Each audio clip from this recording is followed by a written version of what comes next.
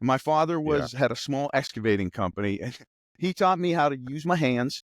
He taught me how to respect others. He taught me how to get the job done. It made absolute sense because Right. my last job was the only job that I've ever had my position eliminated. What I use AI for in my business is a lot of people use it to do things Okay. quicker that they could normally do. I like to use it for is to do the things I can't do. When you look back in hindsight, everything is 20/20. In hindsight, we make mistakes, we're learning from it. In hindsight, shaping your today and your tomorrow. In hindsight, is so much clearer now. You ever wonder how real-time data could change the way we think about safety and efficiency in transportation? Well, today's guest, Mark Rupert, has made it his mission to leverage advanced GPS tracking and AI to revolutionize how businesses in transportation monitor and protect their assets. As the founder of Where is Expert, Mark's expertise in automotive and DOT regulatory compliance makes him the perfect guide on how telematics, and we're going to talk about that, can reshape industries for the better. Welcome to Hindsight the Podcast. I'm Lee Jones, your host. How you doing this morning? Actually, this afternoon. I apologize. No, I'm doing great. I'm glad to be here, Lee. I'm excited about talking with you. I'm excited to talk to you as well. So telematics, DOT, the trucking. Hey, is this like a third-party logistics? I mean, what is telematics? What is the DOT, the GPS? Just give us a little brief, really brief, because this is hindsight. So, technically I'm supposed to talk about before you became who you are today. But just tell us just a little bit about that industry, and then we'll come back. Well, in my answer, there is going to be a little bit of who I was, so that works out great. Okay. But telematics is kind of keeping track of what's happening in your fleet or your vehicles, tracking not just GPS, but there's other things involved, whether it's maintenance of the vehicle or it's inspections. Telematics kind of is a broad way to say, how do I take care of my fleet? One of the things we do is we use dash cams and trackers. Okay. And what I say about Hindsight is I previously owned an electronic logging device company. Did that for about 5-6 years. Me and another fellow built that company. Then we took on a third partner, and we kind of decided to sell what we had in that company to that third partner. And then we jumped out and went other directions. I went with the GPS. My partner went my other partner went some other ways. So I had electronic logging devices, ELDs. You hear them talk about that. They plug in, they talk to the engine. You can find out not only where the vehicle is, but the FMCSA, Federal Motor Carrier Safety Administration, has to have the drivers keep track of when they sleep, or how long they slept, how long they've driven, etc. And that boils into telematics as well. Okay. All right. So now let's talk a little bit about you before you got into your career. What's an important lesson that you learned early in life that you still carry with you today? Well, I started before I even got to college working for my father. My father had a small excavating company, and he taught me how to use my hands. He taught me how to respect others. He taught me how to get the job done. Obviously, I started at the bottom. He got to sit on all the equipment, and I had a shovel that I was in the holes digging away with. So I really learned how to work from the bottom up.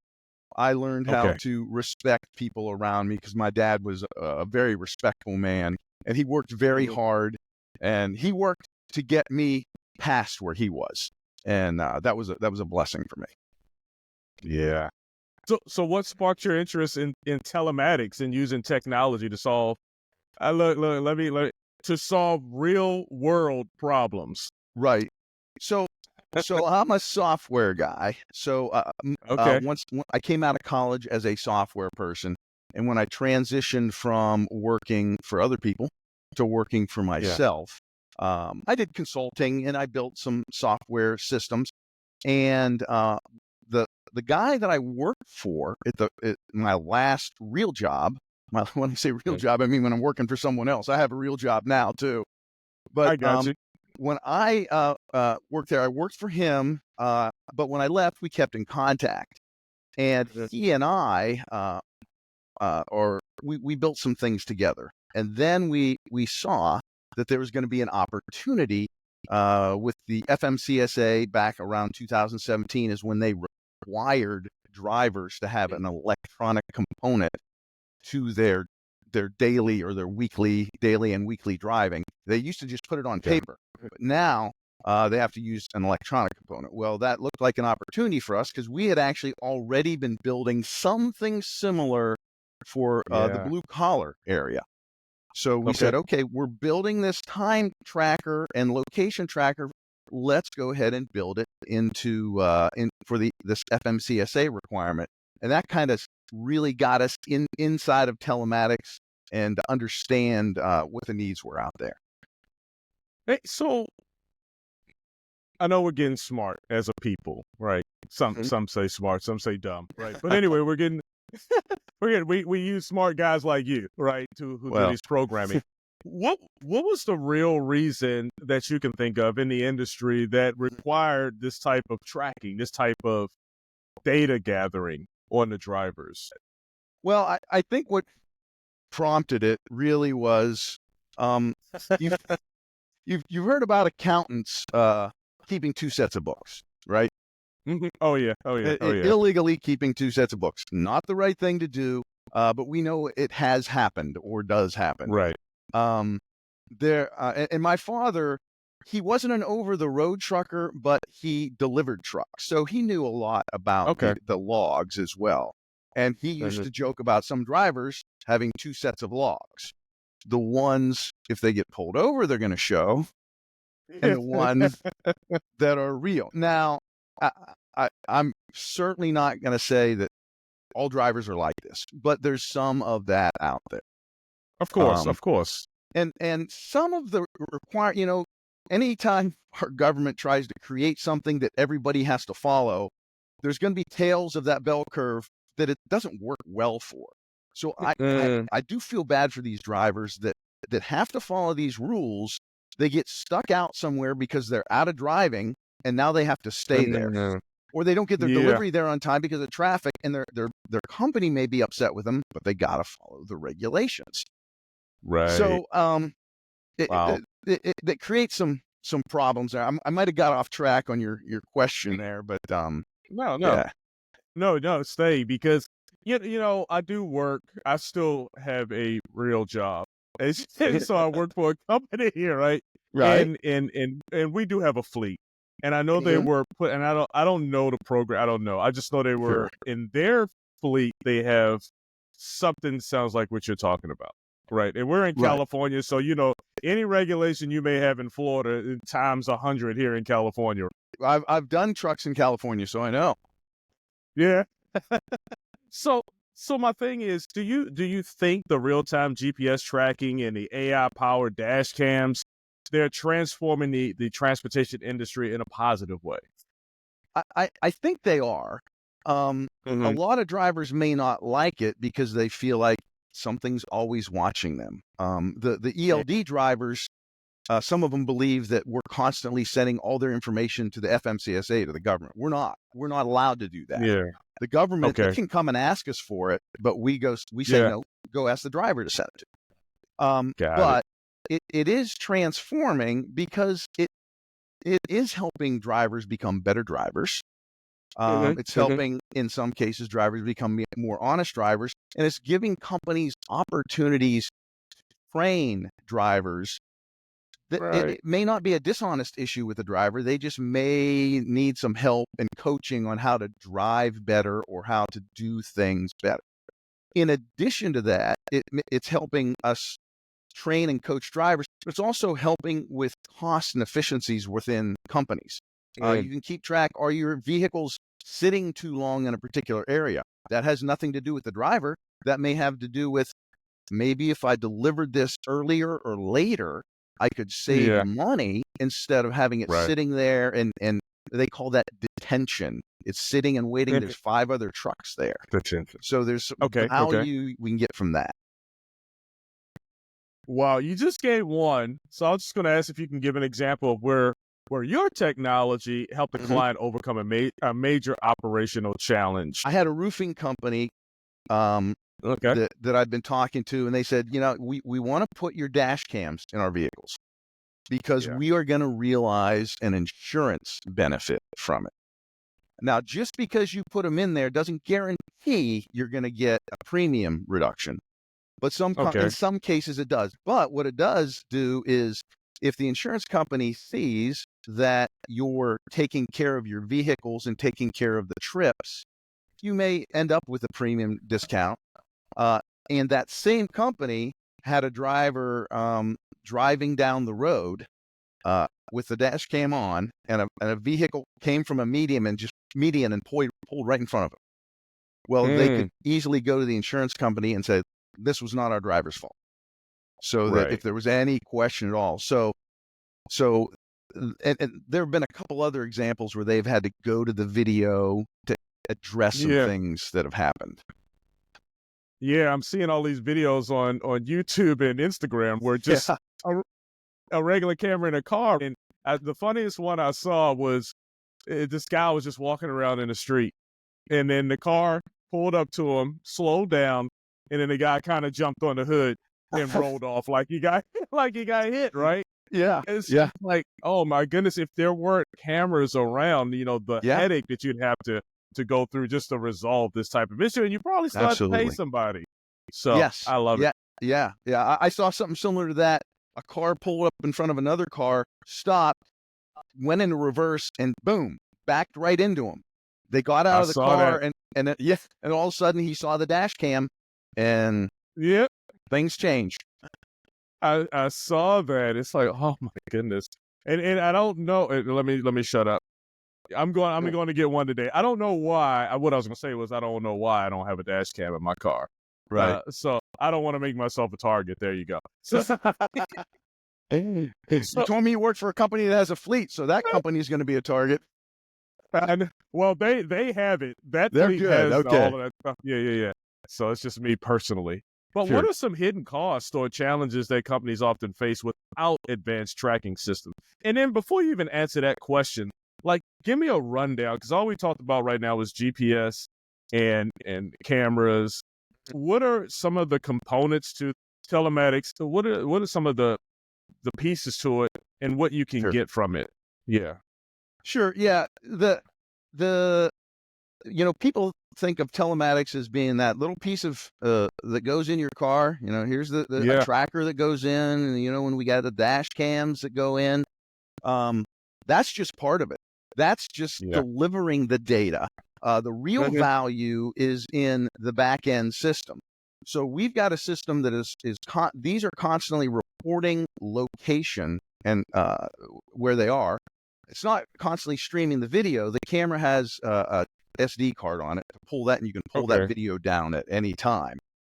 So that data, telematics is that coupled with the portal where all that data is housed, where you take it and you slice and dice it. We get diagnostics from the engine. So now we can do reports on the diagnostics. We can do maintenance. We can look at the diagnostics. This truck's reporting something. Let's get that truck into maintenance. Now we know which one needs to be addressed. Then the maintenance is we also have a scheduling maintenance, so you can keep track of your weekly, monthly, annual maintenance for the vehicles. So it pulls that and ties that in. You can see how many miles it's driven from all the telematics information. You can do arrivals and departures, and there's just a myriad of things in the system that feed into this telematics engine. So what do you provide? What's unique about your AI dash cams and how they help prevent accidents before they happen? What does your company provide, or do you provide everything for the whole country? We provide everything for the whole country. I've got people across the country that use my systems. Some are just using the tracking. Some are using the dash cam. Some are using both. I've got one customer that said, I want to be able to track with two different things. That way, if someone rips the dash cam out, I still have a GPS tracker. And I'm gonna kind of hide that away. There are some smart people out there with equipment that can detect a GPS device in a vehicle. these guys that really steal a lot of stuff and really know what they're doing. So it's tough to protect from that. But so we have both those systems. So what we provide is everything from the hardware all the way to that back end portal that has all that data that I talked about. And we have an open API. So if you want to feed data into it, or you need to pass that data somewhere else, we also have some custom things for some customers that, as their vehicle, for instance, if you were waiting for a tow truck or something like that, you would get a link, just like DoorDash. You tap on it and you can see the tow truck on its way to you. That's dope. So we do those kind of things as well. So yeah, we build the whole thing soup to nuts. We're not just reselling something that's out there. This system kind of was born out of the ELD system. So it's got thousands of trucks on it. So it's living. What's the ELD system? I'm sorry. The electronic logging device I talked about earlier, that truck drivers have to use. Electronic logging. Yeah, electronic logging device. Yeah, because I'll shake my head all day, and then the ELD, absolutely, yes. Right. And I forget not to use the buzzwords and terms sometimes. But to your point, you did say it earlier. You said what it was earlier. I just was busy listening to everything, so I just want to make sure that whoever else besides myself missed what an ELD is. Sure. Acronyms. I did a few years in the Army, so acronyms was a way of life for us. So many of them. I'm sure you know the phonetic alphabet then. Oh, just a little bit. Hey, really quick. We talked about the person who put on the brakes and backed up into the car. What is something that the craziest thing that you've seen with your software? Not from YouTube or one of those crazy things that happened and you were able to save a client. I don't know that I have seen any crazy things. The nice thing about my system is I don't monitor all the videos. They can see any of their videos at any time. There could have been something crazy happen that somebody didn't report to me or didn't tell me about. But like I said, the two craziest, one was the one I told you with the car pulling out in front of the other car. And the other one was one of my customers' drivers got out and was yelling at the car in front of them because they wouldn't turn left on when they were supposed to turn left. So it goes both ways. So that's about the craziest thing I've seen in my system. That's awesome, though. How do you ensure that your clients balance privacy with the need for accurate tracking? The privacy of the drivers. Is that just the privacy? Yeah. Just the privacy of data, baby. Yeah. Well, my data is totally secure on our system. You can't anyone can't just get to see it. The drivers, some states, you are not allowed to record the audio of inside of the vehicle. So we turn that off for those states. Okay. Or some companies may say, I don't want it on. Some states say you can record the audio, but you have to get the driver to sign off on it. So that, in that case, a lot of companies are like, I don't want to deal with that. Just turn it off. Just turn it off, right? So there's for the audio, there's that component to it. Some companies say turn off the inside. I don't care what the driver's doing. Some companies want to see, are they talking on the phone? What are they doing? Other companies are like, I don't care what they're doing in the cab. I want to know what's going on out front of the truck or the vehicle as well. Okay. So there's some privacy that's driven by the customers themselves, not so much by me. But our data is fully secure and uses encryption. So. Okay. All right. Good. Hey, Mark. So what led you, now we're going back, we're doing some hindsight right now. So yes, sir. This sounds like a lot of programming or whatever. So you had your one company with the three of you, you went three different ways. And what got you, one, this is a two-part question. What got you into the data part or the programming part, things like that? What drew you to that? And then two, when you had to part ways and start your own company, what was a major hurdle that you had to overcome? And how did you overcome that? Or was everything just freaking smooth sailing? Well, certainly wasn't smooth sailing. But the as I mentioned, I've always been a software guy. I was either doing software or managing software when I was working in the corporate world. And then when I transitioned, I was mostly consulting. And it usually had to do with software. I wasn't necessarily writing it, but it had to do with software. And then when we got to the point where we were building that system for the blue collar companies that became our electronic logging device company, what we did is we were the owners, but we were the builders as well. Right. So many corporate meetings you walk into where there's a sales guy or someone who says, well, let me go see if we can do that. Because they didn't build it. We were able to sit in all our meetings, and if they say, we want this and this and this, we'd either say, yeah, absolutely, we'll do that. Or, no, we can't do that. Or we can, but there's a cost. So we built our company upside down. We had the technology people running the business. Both my first partner and I, we built it. He built kind of what was on the web, and I built what was in the cab. But we both knew about both pieces of it. So we took that and just evolved it into the electronic logging system. And then when I transitioned and we number one partner and I sold a number 3 partner, I took the same technology with me into my tracking because it was basically built the same way. And my challenges are still keeping the previous company afloat because the guy we sold it to is not a tech guy.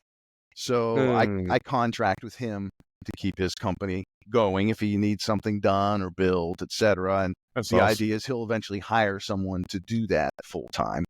And then just walking away from a company with no customers or very few customers, or a few customers on my system, and building something new from the bottom up and from scratch, which is a challenge.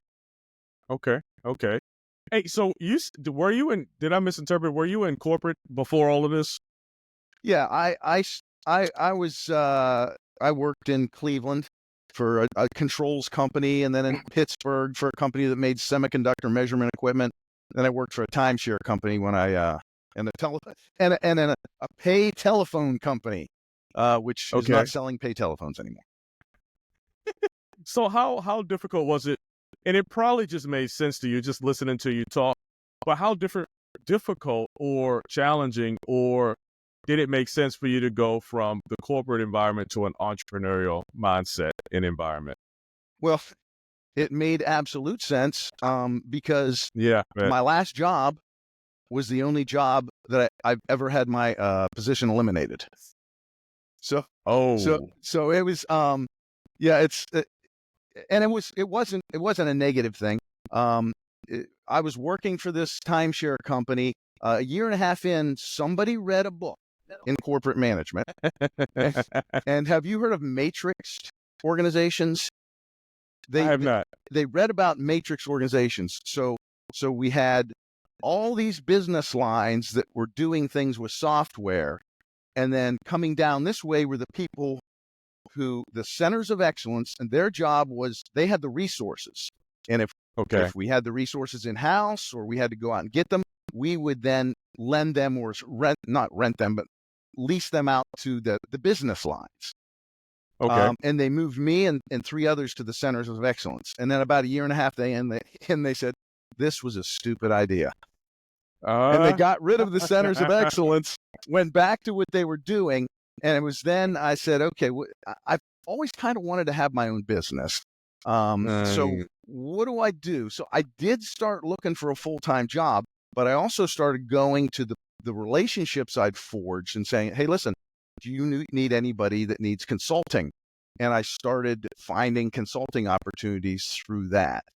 So it wasn't a hard decision to move that way because I'd already had my position eliminated, but it still, I could have chosen to go back into corporate, and I didn't. All right. One thing I just want to reemphasize, networking. All right, build your family, build your network circle. Yes. Before you get in trouble, so you were able to leverage those relationships, Absolutely. and that's key. Yeah. All Absolutely. right, Yeah. back to your. I'm sorry. What's the name of your company? Where is expert? Like, where's your stuff? You know, when I read that, I was like, I know I put this wrong. I know I wrote it down wrong, right? No. Where is experts? And I read through it, you know, and you didn't stop me. So, okay, where is experts? And how did you come up with that name? Well, because and our tagline is connect what matters, right? So you want to know Yeah. what is important. We talked a lot Yeah. about vehicles, but I also can track trailers and fixed assets, and maybe a company drops a piece of equipment off and they just want to know once a day where it is. So you're just connecting to the things that matter to your business. So Yeah. where is it? Where is it? And we're experts at it. So that's kind of where I came up with that. All right. I like it. All right. I'm blasting through it. You're doing a great job. So I'm just going to keep blasting through these questions. And hopefully. Hey, how do small and mid-sized businesses benefit from telematics? And what would you recommend for those just starting with it? Well, the small business, again, if you're running on a shoestring and you're funding yourself, you don't want to be spending money where you don't need to be. This roofing company I mentioned, they got their money back they got their return on investment from what they bought from me. In fact, on my website, if you scroll down from the top page, there's an ROI calculator that does calculations based on average fuel mileage and number of vehicles you have and number of employees and about how much you're going to save by keeping track of where things are and how long they're there. That can kind of help you keep track of things for your business. So small businesses are going to benefit from knowing how long they're at certain locations, or maybe they could have sent 2 people there. Maybe again, change the time that they arrive or depart. So it's going to help businesses maintain their costs by knowing what's happening in your business. Right. AI. So now we're going to talk a little bit about AI. What role do you see AI playing in the future of telematics and fleet management? And what are you doing to stay on this freight train of AI, I don't know, advancements or... I have some, I'm going to talk about telematics first, but I have some things to talk about where AI, you don't have to be brilliant to use it. You don't have to be a high-tech person to use AI and get a lot of benefit from it. So AI for the cameras, they're going to keep track of, if you want to watch and see what's happening in the cab, they can detect if a driver's holding their phone while they're driving. Some states that's illegal. Some states you can do it. It can tell if they're smoking. In some cases, some of the cameras can tell if they're falling asleep. They can see the head bobbing, and there's some alerts that can be built in for that. Then out the front, there can be also alerts that can see what's happening in front of the cab if vehicles pull in front or see the lines on the road. So there's some AI that's built in that can see what's happening there and report. Either real-time reporting to the driver or report back to the system what's happening and what's going on. And of course, along with that is all the hard brakes, hard turns, that they're going to, hard acceleration, all that stuff can feed into that as well. Ooh. So that's telematics. You want me to keep going? Yeah. So here's how I figured out AI benefits or can help any business that's out there. We've all seen ChatGPT, right? Are you familiar with ChatGPT? Yeah. So for those that don't know what ChatGPT is, it's an AI engine, text-based engine that you can ask questions and it'll give you answers. Now you have to be careful.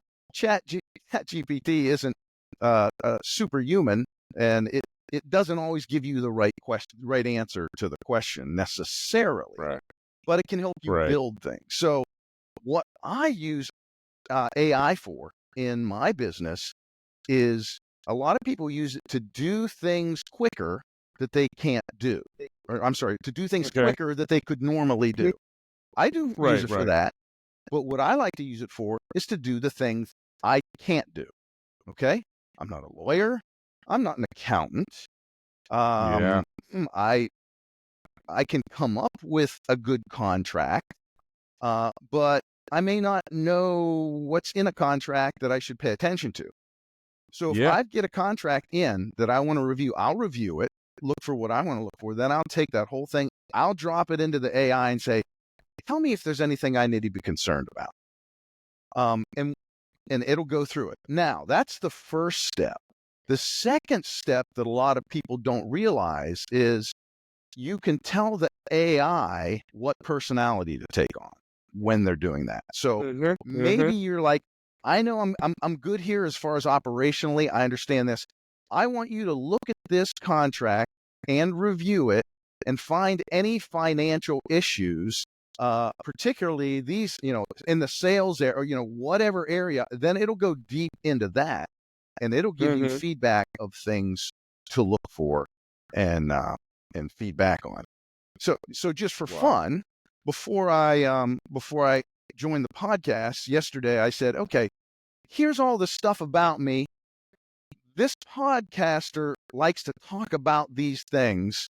What should I feed in, or what should I talk about based on what I feed into you? And it just gave me some stuff like, okay, I'm thinking the right way because it's telling me what I already knew, but it'll kind of guide you and lead you in different areas. So using AI to do the things you can't do or can't do well can be very valuable for your business. Yeah, I 100% agree. I use a variety of them just because for different reasons, right? But sure, ChatGPT is something else, and that contract thing is amazing. I usually take a contract and I may drop it in and I say summarize some of this in layman's terms for a normal. You know what I mean? But I like tell me if there's anything to be concerned about. Like that, I just wrote that one down. So we'll be using that one too. Yes, sir. Yeah. So how do you stay ahead of those industry trends to keep your business competitive? AI, I mean, it's a lot of technical stuff that your company, and maybe AI does it, I don't know. But how do you stay ahead of the trends? You just got a good team? Yeah, you got to have a good team. You got to see what's happening in the industry. Don't put your head down and not pay attention. You got to know what's going on out there. And my approach in any of the businesses I've done is always to do as well or better than my competitors at a better price and a better deal. And that has always led me ahead. And like one of the things I've got so many people I've talked to, and they say, yeah, we like to look at your cameras, but we're under contract for the next X months. I said, well, when you're done with that, just so you know, I don't do contracts because I'm confident you're going to want to stay with my system. I just turned a customer that finished up with a competitor because they love the fact, number one, that we don't have contracts. And number two, they said, we wish it did this and this and this. I said, I'll have that for you in 90 days. So I will build pretty much whatever a customer asks for within reason that makes sense. I'll build whatever they ask for, and I don't charge them anything extra. The only caveat is everybody gets it. All my customers get whatever I'm building. If you want it to be just for yourself, then you can pay me for it. But most customers don't want to do that. I love it. So they just listen to your customer base, and that's a great way to stay ahead of the trends. Exactly. I love it. Exactly. Give them what they need. And what I'm focusing on with this one customer is, he said, I've got too many different systems. I said, well, we can bring this in and put it in my system, and bring this in and put it in my system, and we'll build it. And then what happens from that is then they'll talk to other people, or I get to other people in that same industry, and they're like, oh, you've got it all together? Then we'll look at your system. Yeah. So it's going to benefit. Okay. All right. I tried to ask you great questions. You did. And I kept it strictly on board with the business and things like that. But this is the opportunity for you. So what's something that we didn't cover that you'd like to share with the listeners? That you didn't cover, boy. I sure went through a lot of my past until everything I had in my head that I wanted to get across to you. I think I pretty much told you. But what I would say is anybody who is looking to start a business on their own and not remain in the corporate world, and it's not for everybody. Be ready for the highs and lows, but if it's something you really want to do, it's worth it. It's worth it. Forge relationships now so that you can leverage them later. And when I say forge relationships, don't take something for nothing. I've got one friend who I really like this guy, but he always wants something and he rarely offers something back. And I don't dislike him, but I kind of steer away from him. Yeah. But if you're offering something to people now, then you can count on later they're going to be willing to help you. Yeah. Man, that's I tell you what, I love like LinkedIn. I mean, that's an easy one to talk about because it's specifically for networking. But I hate when I see something, I see we have comparable or commonalities in different places, and maybe we can help each other later. But as soon as it's like, hey, you hit, okay, let's connect. It's like, hey, buy this thing from me. Yeah. Hey, do this, do that. And it's like, good Lord, can we create a relationship first? Before you start selling me on things. Yeah. So that's my pet peeve, everyone. So get on LinkedIn and make authentic relationships. Authentic is a good way to put it. Yeah. Yeah. Before you start selling people on stuff, we're just going to steer away from you. Yeah. And it could be something amazing that you're offering, but it just doesn't feel authentic. So and some of what helped me make the jump in terms of the relationships I had nothing to do with business. One was a good friend that we played together on the church worship team. He was the bassist and I was the guitarist, and that's how we met. And we just became really good friends. He eventually became my accountant. But when I went on my own, he's like, "Hey, yeah, I'll help you out. Let's get you into this business that I'm working with." And he got me in. So the relationship doesn't have to be business. LinkedIn, you're right, is a great way to do it. But look at your other relationships that you have too. Absolutely. And some people don't like to do that, but there's probably a lot of friends out there that want to help you if you just ask. If they don't want to, they'll say no, and you can still be friends, but you can move on. And the key thing about that is that the word friend, you've already established that relationship. Yeah. And that's another good point. You never, people don't know all the time what you need, and you have to be able to naturally bring those things up.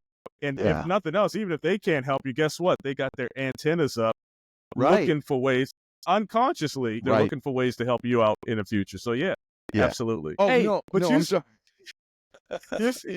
You said, hold on now, I want to get this really quick. You said you and your friend played on the worship. What was it again? Worship team at church. The worship band team. Yeah, the band at church. Okay. Yeah. Do you still do that? Don't tell my wife. Don't say that to my wife because I haven't picked up my guitar for years. But no. And I don't go to that church anymore. But I do have. I do enjoy music. I've got a guitar that I bought. I had a few. I gave one to one of my sons, and then I also have my grandfather's guitar, which is probably 80 years old. And I'll pick that up once in a while too. But no, I'm no longer playing on the worship team, and I do need to. I guess maybe you just challenged me. I need to pick that back up. I was about to say, hopefully this has challenged you. I wasn't going to say challenge, but this has challenged you to go and pick that guitar up and get some music on, and then surprise your wife. Write her a nice song. You use AI and have them write a song for you for your wife, and then go for it. Absolutely. I'm gonna have to do that now, Lee. All right, I'm gonna follow up and see if you actually do. Mark, thank you so much for all the insight that you've given us on telematics. Telematics. What is telematics? I was thinking telemarketing. They must be calling me right now. Exactly. Hey, Hey, but how can the listeners reach out to you and learn more about what it is that you're doing and what you have planned for the future? So they can get a hold of me at whereisexpert.com, WHERE isexpert.com. That's my website. At the top, if they want to learn how they can get a free mobile tracking app, we provide that for free and a free account. But if you want to see how it's going to help your business, you can scroll up a little bit and you can see a ROI calculator, return on investment. So how could this possibly help my business? And you can punch in the specifics of your business, how many people, how many vehicles, how many miles you travel, et cetera. There's several other points. And then it'll calculate how quickly you can get a return on investment from buying our products for your company. And then there's a wealth of information on the website about what we have and what we have to offer. But there's also email addresses, scroll to the bottom, a contact page. If you have questions and a phone number, you can call us. I tell you what, you make it easy. I've rarely, and maybe I'm just not scrolling through all the web pages, but I've rarely seen an ROI calculator. So that, if nothing else, is very beneficial. And get out there and get that telephone tracking app as well for free. Hey, but Mark, thank you for sharing such valuable insights on the future of telematics and how advanced tracking can transform operations. Look, we've explored everything from AI-powered safety to practical tips on enhancing efficiency and accountability. So be sure to subscribe to Hindsight the Podcast so you don't miss out on more interviews like this one, packed with inspiration and actionable advice. And thank you for tuning in, and we'll see you next time. Hey, thanks for joining me here on Hindsight the Podcast. I'm your host, Lee Jones. I hope you enjoyed this episode. I know I did. And while I have you here, why don't you take your mouse, go over and click on that subscribe button. No, not right there. Over to the right. No, down, right there. Boom. Thank you. Now, thank you for subscribing to Hindsight the Podcast. I'm your host, Lee Jones.